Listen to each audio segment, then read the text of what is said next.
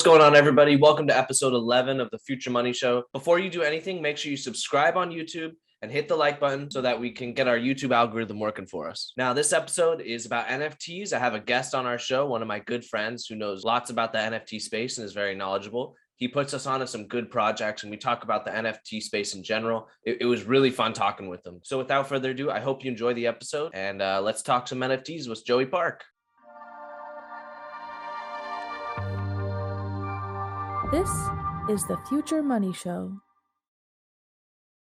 Okay, so this is episode 11 of the Future Money Show. Welcome. Today we have Mr. Joey Park on here with us. What's up, guys? How we doing today? And we don't have DQ here today. We have Bennett. This is his first time on the podcast. This is pretty much my best friend. We live together, and you know, he's got some questions for Joey. I thought he'd be a good addition to the podcast. I got some answers for y'all. So starting off, I feel like this episode we're going to talk mostly about NFTs. Yeah. What was your first experience with NFTs? You know, how did you hear about them, and how did you get into it? When I lived in Scottsdale, so last year I lived out in Scottsdale, Arizona, and I would wake up early with you. You would teach me trading or reading charts and all of that, and crypto. And I kind of noticed these NFTs coming out, and some of them were going for $10,000 at the time, and that just blew my mind because it didn't really make sense to me. It just looks like a picture on the blockchain, but you don't really know it doesn't have any use to you. But once you look into them, you can see that these projects, they bring value to the table. That's the reason why people buy them. And when I first found out, first project I knew about was CryptoPunks, because one of my buddies told me about it. And at the time, CryptoPunks were going for $10,000, and to me that was just absurd. But now looking back on it in hindsight, what is it at now? They don't have a floor. They only do auctions now. So they'll do auctions through their website, and it's just pretty much to the highest bidder, but they're going for $200K now at minimum. So if I were to have hopped on it at the time, even though 10K sounded like a lot, it would have been worth it in the long run. Yeah. But it's just hard with those because you could have never seen NFTs coming out like how they did. They kind of came out swinging. So you saw them as you started getting into trading and stuff. You saw these NFTs coming out. You said you heard about CryptoPunks at first. I heard about CryptoPunks and Bored Apes, of course. Yeah, I would see TikToks of Bored Apes all the time. When they were at 20K, people would have it on their Apple Watch. Oh, my Apple Watch is worth 20K. That's really how I found it, and it just intrigued me. And I decided to dive deeper into it. And you could realize there's it's a whole ecosystem. There's a lot of stuff going on in there. For sure. What was the first NFT you bought? First, okay, that's actually great because the first NFT I ever bought, it was some crypto kitty gang, and it was just awful. It was awful. It went straight to, I bought it for $200 and it went straight to zero. But the second project I went on, it was by the artist. It's called Sneaky Vampire Syndicate. It was the artist is the same artist as Bored Ape Yacht Club. And I saw this and I started going in the Discord and grinding, just talking to people. And so before I explain that, let me explain this. So for every project, there's a pre-sale and a public sale. So the pre-sale is pretty much people who have been selected by whether it's the moderators, just the team as in general. So those people get to purchase it earlier so they don't have to compete for one. And then usually in a public sale, it's pretty much first come, first serve. You're trying to fight and get one as soon as you can. They'll sell out in minutes, seconds. It just really depends on the project. So for the Sneaky Vampire Syndicate, I was able to get in that pre-sale, get selected for that pre-sale. And I bought two of them for, at the time, $800, which was they were 0.08 ETH each. And I bought two of them, so I spent around 0.2 ETH, just around there for both of them. So that's the gas fee. Yes, the gas fee, which is a fee that pretty much is just you're paying to use the Ethereum network, pretty much in a way. So yeah, with the gas fee, it was about 0.2, but I sold one for 3 Ethereum, and then I sold another one for 1.5. That's pretty good. So that was my second project. I went from my first project being an absolute dud, went to absolute zero to my second one going absolutely crazy. It's just really, you have to put in the research. That's really what it comes down to. So what put that second one apart from that first one? Was it just like the team behind it? Or? So it's the professionalism of the team. It's like the credentials of the team, what they've done in the past, how they're promoting it, how they're building a community. Because a lot of these, almost all of these projects are based solely on their community. So it's what the people, because the community is what creates the demand. Without the community, there's no NFT project to be selling. Like you could buy NFT, but there's no ecosystem. There's no secondary sales. There's none of that without the community. So, I mean, really, what you're looking for when you're looking for those communities, you're looking for. I mean, what I do is I'll look at their Twitter and if they have Instagram, Twitter, and their social medias, and then their Discord. And Discord is huge in the NFT space. It's the bread and butter. Everyone uses Discord. What you're looking for is you're looking for a group that has a decent amount of people. Some good projects start with like a couple thousand people in the Discord, and that's fine. And then some of the bigger ones will have like 180,000 people, 200,000 people. And what you're really looking for is to see how active the chat is. And it's really not good if it's just people, like I say, grind for those the early access or pre-sale spots. But you really want to just be like, want to see if people are having genuine conversations or just like chatting it up in the chat. Because usually if it's just like grind, people will typing just grind and stuff just to get their levels up. And that's not good usually. And you also want to make sure that the team is willing to put themselves out there. So you don't have to do this, but it's, you could trust it a little more if they dox themselves, because you know that they're putting their name on the project. They're stamping it with their seal of approval. So you know that they're putting their name on the line. They wouldn't just do that if you thought it wasn't going to be successful. That makes sense. Okay. Well, how do you is it by going in the Discords that you get whitelisted for something? Yeah, so every project will have different requirements. So some projects, it'll be like invite 10 people to the server and you'll get whitelisted. That's why I have so many DMs in my Instagram. Yes, it's all NFT. Exactly. You just get a bunch of invites. And there's lots of bots in the space. Like when you're in these NFT Discords, you have to turn your DMs off completely because you'll just get nonstop spam DMs with just Discord links. Dude, speaking of that, I feel like, okay, so you know how the full send like meta card. Oh yeah. Okay, so my buddy got that. I remember this. I just I signed up for their Discord, bro, and as soon as I did that, I got like so many DMs from it saying like, oh, you've been whitelisted, like click this link, and they all looked like full send, but every single one of them was a different website. Yeah, exactly. The scammers are smart. They will set up a whole website, a whole minting website to where you I've fallen for it before. Like I almost fell for it. I lost $400 doing one like a couple months ago because it was a DM and it was like, oh, minting is live now, and I was like, oh shit. Yeah, that's what it was happening. It was like, you have 20 minutes to mint this. Exactly. And I was like, fuck, I gotta get my wallet. Exactly. No, he told me like, if I had some ETH right now, I would definitely buy it. Yeah, I was like, I don't have enough ETH. I gotta get my wallet. It's definitely dangerous. They pull all the tricks in the book to try and scam you. And that's what, if you have to turn your DMs just completely off if you're going to be in those NFT Discords, or at least turn it off for those servers, because you'll get bots, you'll get just random people in the Discord who are trying to send invite links. It's just crazy. Okay, another question I have. I've noticed different blockchains are introducing like smart chain technology into their own blockchains, and that allows for NFT integration. So you're seeing now like NFTs on Solana. Yeah, Cardano now, some other ones. So have you ever messed around on some of the other ones? I mean, so Solana, there's been projects I've had my eye on. I've just never gone out there and tried out other blockchains. I usually just stick with Ethereum because it's what I know and it's what I'm comfortable with. But there is really good projects on other chains. You just have to find them. That's really what it is. Because with Ethereum, it's more of like the mainstream, like the NFT project. It uses Ethereum, and so there's just a bigger marketplace for it and a bigger audience of people to sell to than say on the Cardano blockchain or the Solana blockchain. And a lot of companies, like I know Adidas, and they just dropped yesterday, Adidas and Prada, and they did that on the Polygon chain because they were able to give it to everyone for free and they didn't really have to pay gas fees for it because Polygon doesn't really have the gas fees. So what I'm thinking is once Ethereum fixes their gas problems, I feel like most of the other blockchains aren't going to be utilized as much. I feel like once Ethereum gets their shit together, it's gonna be the main one used. Well, that makes sense.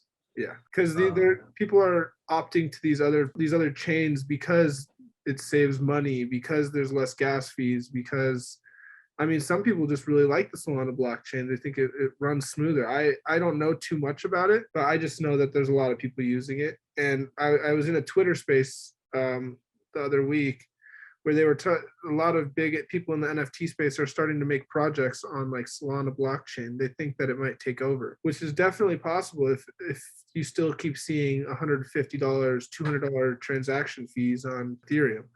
It's just going to happen because like imagine you're going to the store and you're buying groceries and you got to pay $115 for a transaction fee. You're going to be like, hell no. You know, You have to pay $115 for your $80 in groceries. Exactly. That's what I'm saying. Like it could be a $20 purchase, but you're still paying $150 to make the transaction go through. It's crazy. Do you have any questions? I have more. I have a question. I don't know if you're on TikTok, but I just wanted to know what you think about all those videos that hype up NFT flipping or just NFTs in general. Okay. And they say like it's an easy way to make money. The thing is, there's with projects, not all, but most projects, there's always going to be someone left holding the bag. Like, yes, it's a very good space, but it's not a surefire way to make profits. It's not like every single project you're buying is just instantly doubling in value. So it does take a little due diligence of looking and seeing what projects are coming out with, what they're doing to make their project worthwhile. Because just for instance, like the Meta card, for instance, from the Full Send, they have a bunch of utility behind it and they are slowly announcing as time goes on all their different plans. So like they're going to be building lounges in they said Newport, Miami, and I think LA. So like they're opening up these cigar lounges, they're opening up all these things that you'll get access to for holding. There's a lot of NFT projects doing stuff like this, like Bored Ape Yacht Club. They have events throughout the year, which if you're a holder, you get access to, and then they'll have someone like Lil Baby or Gunna perform, and it's like really cool. So, or like another project that I was in is called the Hearts Project. It's like a community run type deal where it's a decentralized creative platform. So they're able to use the funding from the original sales and all the secondary sales in order to build these events that they want to do. They had a collaborated Basel. They had like an art Basel of their own that they hosted with another project called the Doodles, which are now at like a 10th floor. And they have like an event where it's like an art gallery. They have all this stuff. They have merch and they have like Gunna, I know Gunna performed there. So they and like Amine and all these different people, and like you get to vote on like what's going on with the community. So it's really just about like projects bringing utility to you, because they're trying to sell you on buying them. You don't have to do any sell. You don't have to sell yourself. They're trying to get you in because they need you. You don't need them. So it's really just looking and seeing who's providing stuff that's useful. I like that. Do you think what did the Meta card? What did they say they're gonna do? Full set. They're doing. You said lounges. They're doing like cigar gyms. lounges. Oh, are they doing gyms? There's a bunch of announcements that I haven't heard yet, but I know they're gonna try and give equity or stakes in the company to holders. Mm-hmm. So you'll be able to make money off of just holding it. Yeah, that's cool. Actually. I feel like a lot of these like projects, these NFT projects, I like how you said how they're trying to get you. You don't need them, they need you. Exactly. And they're kind of like their own, like the new Web3 businesses, like brands. They are. You know, They are. like exactly. Yeah, like if Bored Ape has all the loyalty of everybody, kind of like Adidas does. Everybody wears it, or actually no one wears Adidas. Like Nike does. Yeah. Yeah, like Nike. Everybody wears Nikes. So like, there's people who are just diehard Nikes. It's just exactly. People are like diehard Bored Apes probably in the future. And like what's clothing cool, and shit. What's cool is there's a lot of projects that are. So what they do is you hold the NFT, and they have like a token, their own token, and it'll generate that NFT will generate passive tokens, and then whether they have a game or they have, just depends on what they're doing. they try to create demand for that token. So you're creating passive income with your NFTs. Like there's one that generates like $100 a day or something like that. How much does it cost though? A lot. Like how Well, much? Yeah, like well, how much is a Like lot? 20 Ethereum. Okay, that's a lot. That'd be worth it. Right No, now it would be worth exactly. it with Ethereum tanks. Did And you you say get, that's in the NFT gaming? well, they have, yeah, that's in gaming, but they also like, it's kind of hard to explain. They some like Bored Ape is doing a token where the Bored Apes generate 10 tokens and the mutants generate 5 tokens per day. Okay. And that's why their floor has just been going absolutely insane. Like right now, let me double check what's that, but I'm pretty sure Bored Ape is almost at 100 Ethereum floor price. That's crazy. Yeah, which is a lot of money, and then especially over time if you cashed out. Do you? Don't you have a mutated one or something? Yeah, yeah. What I does that have even mean? We were So- talking about that. when the Bored Apes came out, they had the Bored Apes, and then they had another project where they airdropped all the holders a serum. So everybody that was holding a Bored Ape gets a serum, whether it's an M1 serum, an M2 serum, or a Mega Mutant serum. There's 3 different types of serums. And you got And- one of them randomly. Yeah, just everyone got a random one. Okay. The Mega Mutant serums have been selling for, the last one sold for $5.4 million. And the M2 serums are going for like 30 Ethereum, something like that. And then the M1 serums are going for like 20 Ethereum now. But at the time, they were free for everyone. And then if you had your Bored Ape, you use your serum and then you burn serum, it gives you a mutant ape. So you'll have your Bored Ape and your mutant ape. So you did that? I didn't have a Bored Ape. I bought a mutant ape on the secondary market, Oh, I see. which I got that for around 3.95 Ethereum. And right now they're going for, the floor price is 20 Ethereum. Wow. So Yeah. when do you sell? Yeah, when are you gonna sell it? I'm waiting to try and earn the passive tokens. That's kind of what I'm waiting for, because that's like why a bunch of people have been buying them.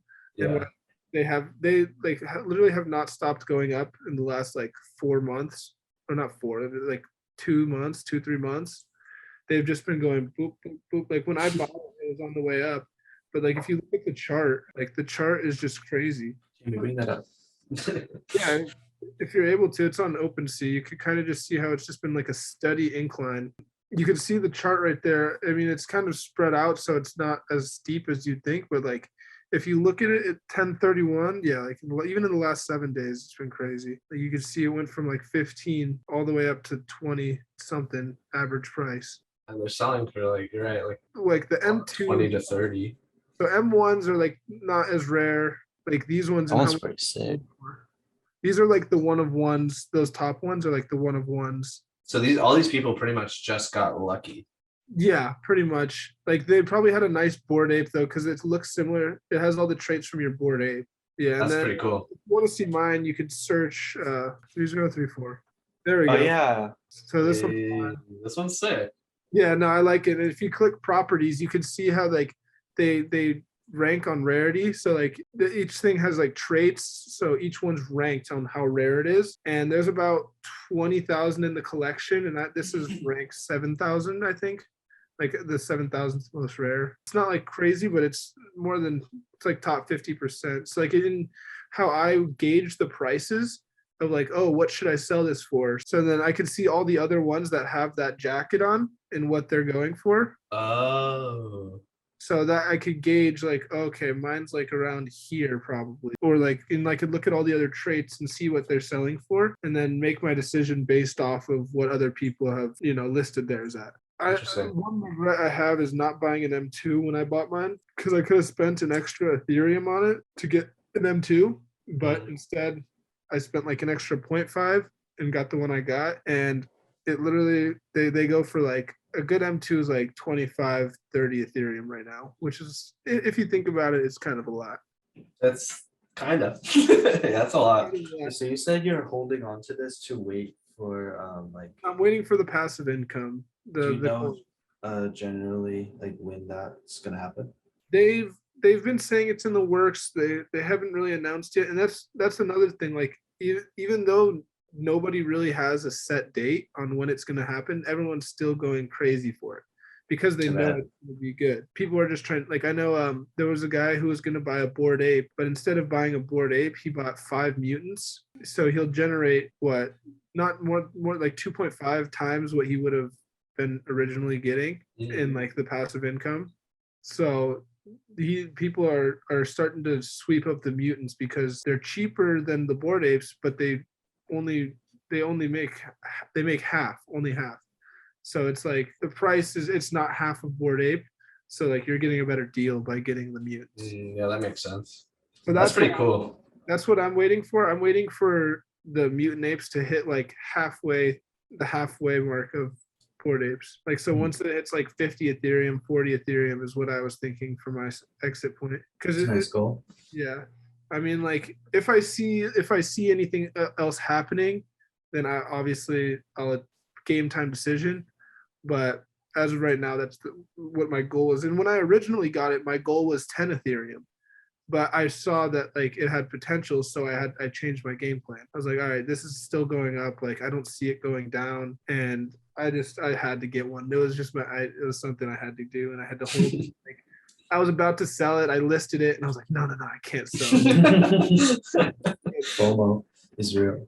That's No, funny. it is, and like it gets kind of stressful. Like there's projects right now that I'm really interested in. It's called Invisible Friends. Oh, I saw those. Me and Bennett looked at their page. It looks sick. Yeah. So I've been grinding in their Discord. I'm ranked about 230 out of like 300,000 people. So I'm just waiting to try and get that early access whitelist spot so I'm able to mint it, because I already know the mint price is going to be, they haven't announced it officially, but the mint price is going to be around 0.25 is my guess. 0.2, like it's not going to be above 0.4, they said. So 0.2, 0.25 is my guess. And they're going to instantly flip. So each person only gets one. There's 5,000 people that were hand selected to get them. They are instantly, literally the second mint is done, they're going to start flipping for 6 to 7 Ethereum. And that's just instantly. And I'm hoping there's people that paper hand and I'm able to swoop one at like 4, but I don't see it going below 4 for like more than a second. Because there's a lot of bots in the community like that will sweep floors, like they're trading bots, and they'll go and sweep floors and buy all these NFTs just automatically, so you can't beat them if you're trying to just buy it with your fingers, because they got the whole machine going. Dang, that's crazy. Maybe we should maybe we should get into it. Maybe let's buy one together. Let's let one. Yeah. Let's try and get into like a project. Okay, let's do it. So what? I have a list of like 8 projects that are Okay, yeah. Let's end with that. But first, I have one last question. Yeah. If you were to give some advice to some beginners who had never bought an NFT before, like us, Yeah. or like anyone listening, what would you say? Because I've been really scared to ever buy anything, because Yeah. I'd say other than you, there's almost no one I know that has bought an NFT and made money. Yeah. And everybody loses it, and I don't know even where to start to pick. So I would say it's important not to get you like you told me when you were teaching me charts and trading, don't let your emotions get in the way. And you can't just jump into a project because like, oh, I'm ready to buy something. Like I had a buddy who's like, oh, I want to get an NFT really bad. He showed me this NFT. I was like, I don't really know, but he wanted it. He needed it. So he got the NFT, and then he lost a bunch of money. And I was like, see, this is what happens when it's just all about, if you're first just getting into it, I would say try not to buy off the secondary. And I would say try to mint. If you could get it on release, that's the best way, the most likely way you're going to make profit, because it's very like with if you're in a decent project, it's not going to go below the mint price. It'll just usually go up. That's what's important, because if you're buying on the secondary, it's a lot of speculation. Like you don't know for sure if it's going to go up. But when you buy it straight off the release, it's better. That's the best way to do it. Is there a way to like help your chances with that? With like getting chosen? Yeah. I mean, it's kind of like you kind of got to kiss some ass to the Discord mods. Like you got to like kiss up, and you just got to kind of go with the flow and just try to be helpful as much as you can. Like I kind of hang out in this Discord, the Invisible Friends Discord, like all day and just type and shit. Like I have over 6,000 messages in the server. Okay. And so like I have a lot of messages. Like I'll sit in there for a while and like type. And then you said they'll kind of just like look at who's being active, who's helping people, who's highest ranked, and you're more likely to get like whitelisted. Yeah, like it's just based off your activity and if like they fuck with you, because it's all up to them in the end. Like they give it to who they want to give it to. So you're just trying to make yourself stand out in whatever ways you can, whether that's being helpful, whether that's making fan art. Like there's a lot of people that make fan art. It's actually insane. Like it's almost like a requirement to getting whitelisted now. You have to do fan art. You can make fan art. I could try. Yeah, no, that's like there's. I've seen you messing around with the graphics on your iPad. Yeah, we could try. We could imagine you just made a bunch of that shit. Could try for sure. And then like whether it's fan art, there's a guy I know that does beatboxing videos. Like he's really good at beatboxing, so he'll go into like and make like a customized beatboxing video for that NFT, and then he'll usually get whitelist. Like that's like he gets whitelisted for doing that. It's whitelisted in a lot of stuff. Actually. Or like Invisible Friends, he got like a green suit, like a green morph suit, and he beatboxed and made himself invisible, and then he got whitelisted for that. Oh my gosh.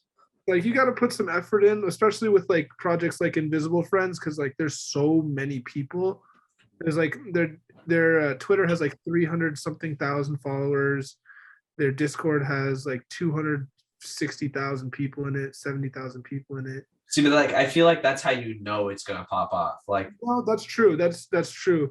It's just once they're that big, it's a lot harder to get on that whitelist. Yeah. So it's about trying to find ones early before they have that pop off moment. So like what a lot of projects have been doing is they have their Twitter account and they have their Discord, but their Discord's closed. And what they'll do is you have to have post notifications on for their Twitter, and they'll drop Discord links that only have like 100 uses. So they'll let in like 100 people at a time. So you have to be on it in order to get into the Discord. And you have to be in the Discord in order to get whitelisted. So it's kind of like a bunch of steps that you have to follow, and you just have to be following the project truly. And like today, I mean, this is a little off topic, but Invisible Friends dropped merch, and what they did, it was like $150 bundle for like a hoodie and a beanie is what I got out of all the merch sales in the next 2 days, because it's only going for another 2 days.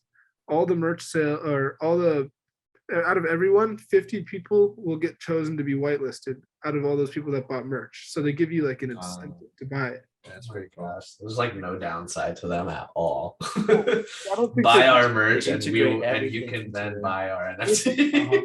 It's like so smart. No, exactly. And they probably got like I'd say like 3,000 plus merch sales. Times that by 150.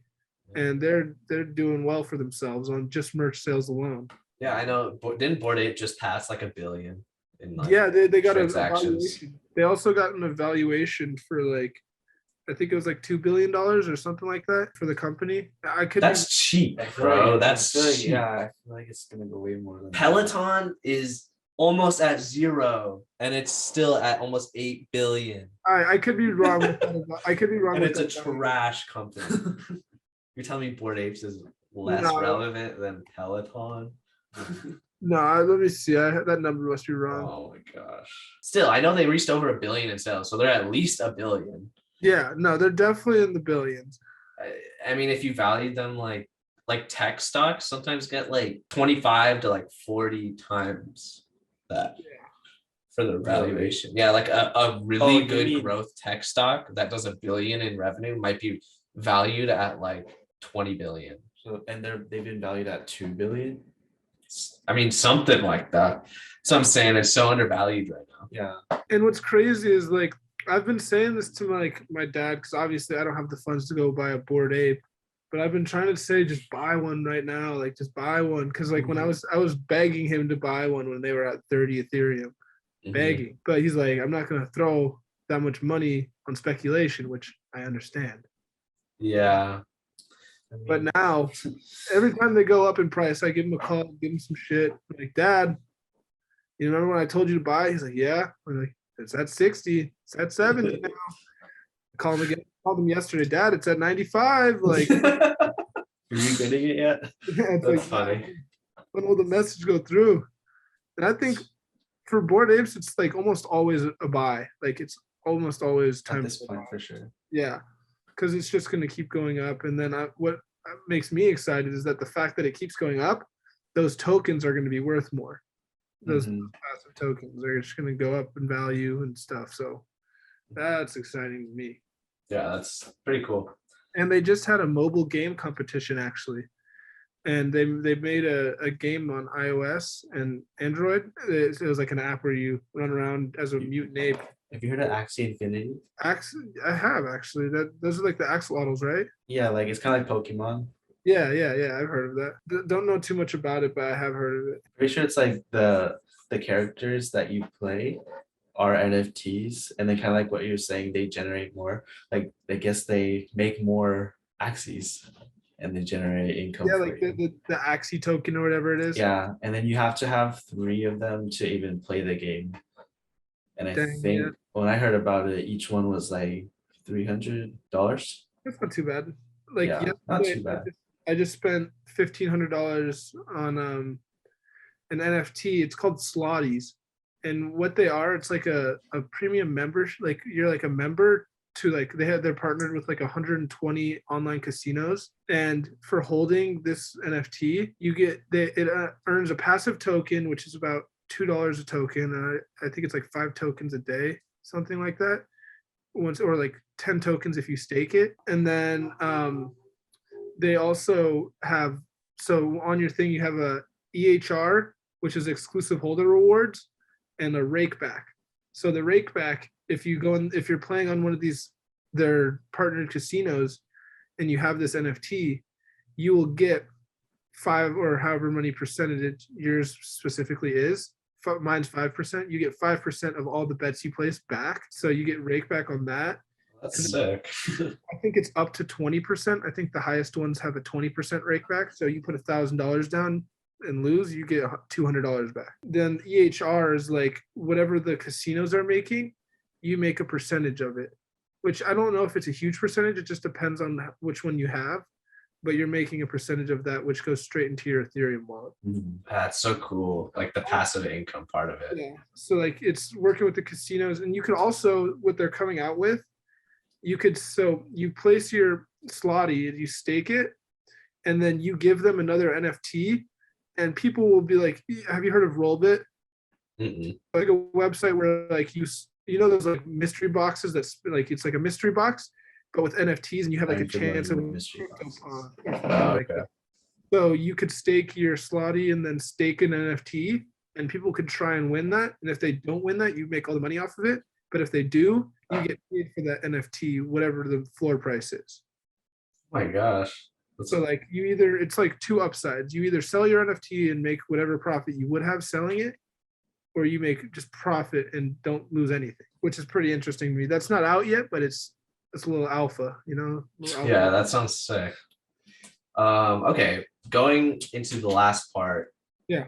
You said you have some projects that you could put us on. Not okay. For anyone listening, this is not financial advice. No, not financial. We're not saying go buy I'm these. not a financial advior. Yep. We're not saying go buy them. But if you have an opportunity to buy them, I'd recommend you buy them. All right? Not financial advice. Not financial. Well, you should buy it though. But yeah, but if you can, it's a wise idea to buy. All right. I'd say right now there's a few I'm looking at. You got Funkles. The names are quite interesting. Tasty Bones, Invisible Friends, WGMI interfaces. I go through a couple more. I have Dippies, Toys, Weather Report. Weather Report's going to be a good one. Ugly People. What? Ugly People. Wait, actually, that we looked at that one. We were scrolling through it, laughing at that one because it was. Was it like the really realistic looking people one? Dude, there's some. No, not that one. Oh. And what I've noticed a trend recently in like the NFT market is women NFTs have been going. Like World of Women or like Long Neck Women. Yeah, we or saw like those. there's one called Zipsies that just came out yesterday. So right now they dropped to like a 0.2 Ethereum mint price yesterday, and they're going for 2.239. today, and they dropped yesterday. Yeah, they haven't even revealed yet, so no one knows what their specific one looks like yet, but they're still selling for that much. Wow. And honestly, what I've noticed is a lot of times it's best to sell pre-reveal before anyone knows what they are, because that's usually when the price pumps the highest, because people still have that chance at getting those super rare ones. And so like you could buy it for the floor price and get a super rare one, which is after the reveal is worth like 10, 20 Ethereum. Yeah. So it's kind of like a Pokemon card pack. You're holding this pack, you don't know what's inside of it, but you're kind of hoping for the best. That's what pre-reveal is. But then post-reveal, you could choose which one you want based off of whether you like looks, rarity, just whatever you like. Huh. Yeah. Well, all right. Yeah. I'm gonna look into all of those. Yeah. A lot of them have those private discords where you have to be in through Twitter, but not all of them. And then WGMI interfaces, they're huge and they would be a great project. Like if you can make some sick fan art for those, like that'd be the one. But they don't have a Discord. They're just strictly through Twitter. Okay. So some projects are like that. Oh, and there's Squiggles. Squiggles are going to be huge. If you look at their, I know the names are just kind of weird. I bet it's yeah, But it works. like Doodles, there's one called Doodles that are at 10 Ethereum floor. Dude, they did a project, a collab with the Heart Project, which is a project I actually have tattooed on me. What? Wait, Where? Let me see. I'll show you. It's on my leg. This is Oh, not financial advice. yeah. Oh, yeah. I didn't know that was an NFT though. Yeah. It's just like a cool art piece, and I really liked it. They partnered with Doodles when Doodles were at like 1 to 2 ETH, and I regret not buying them because Did you post that on Discord and get whitelisted? That's I actually really smart. I got a free one. I got a free Heart Project NFT for getting it tattooed. Oh, let's do that. That's easier. It doesn't have to be a real tattoo. Dude, let's just go get invisible Oh, invisible no, friends, no. bro. It's No, invisible. I can't see it. There was a guy that got tattooed, Invisible Friends tattooed on him, and he didn't get whitelisted. Oh my. Dude, how could you not whitelist that guy? They said no tattoos will not get you whitelisted, and he still So got it's it. already a Oh. thing. Like people are already doing it. Dude, yeah, people will get tattoos for whitelist on a lot of projects. It's kind of crazy. Dude, I would do that if it was like if it was cool art, anyways. You know, No, that's what I'm saying. That's Like, why I got it with it's the art heart. piece. You know, Yeah. That's why I got it with the hearts, because I just really liked the art and it just looks cool. So Yeah. like it's just a little something. And it has a cool little story about how I got into NFTs behind it. So no, I like it. All right. Well, thanks for coming on. I think this is probably good. That was all of our questions. Awesome. Glad I could help. Yeah. Thanks for coming on. This was episode 11. This is pretty crazy. Yes, sir. In the comments, let us know if you liked this episode. If you want Joe to come back on, we can talk more about any questions you guys have. Oh yeah. Make sure you subscribe, hit the like button, and yeah, thanks for And watching. remember, this is not financial advice. Yeah, remember Not that. financial advice. But you should buy it though. But you should buy it. All right, see you guys.